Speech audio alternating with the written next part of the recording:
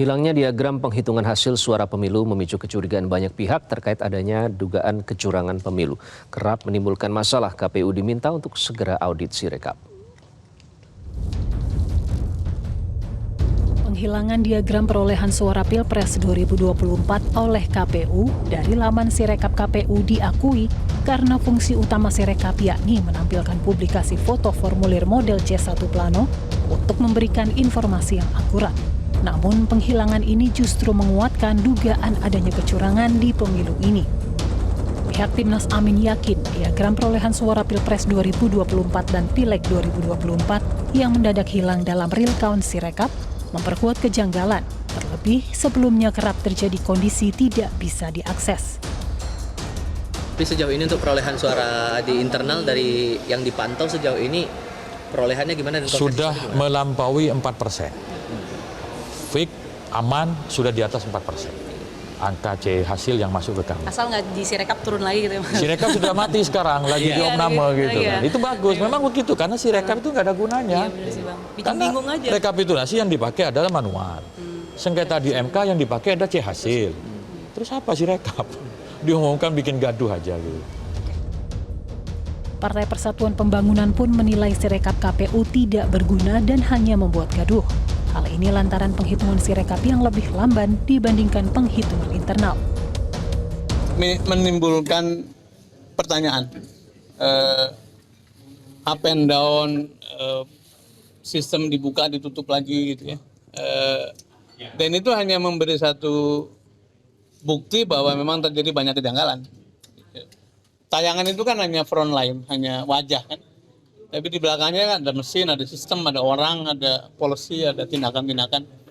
Jadi kalau kita tidak yakin untuk menampilkan wajah, artinya ada banyak hal yang di belakang disembunyikan itu.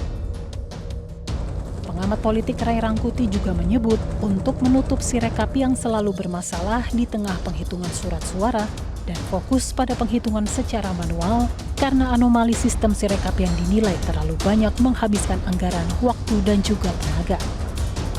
Gimana sih? Ditutup aja. Saya lihat dari dulu-dulu rumah tutup aja. Ini buang-buang duit, buang-buang perhatian kita, dan buang-buang tenaga. Gitu. Udah konsentrasi di manual aja kita semua. Gitu. Gimana cara mengawalnya? Ya kalau bisa semua partai buat saluran masing-masing. Bagaimana mekanisme penghitungan suara di tingkat kabupaten, nanti di provinsi, lalu tingkat nasional. Kalau Sirekap ini udahlah, nggak usah kita perbincangkan lagi. Udah buang-buang duit, buang-buang tenaga, buang-buang perhatian. Berulangnya masalah pada Sirekap menjadikan situasi ini sebagai momentum untuk mengaudit sistem IT KPU, seperti yang disampaikan Bendahara Umum Partai Nasdem yang juga Wakil Ketua Komisi 3 DPR Ahmad Sahroni.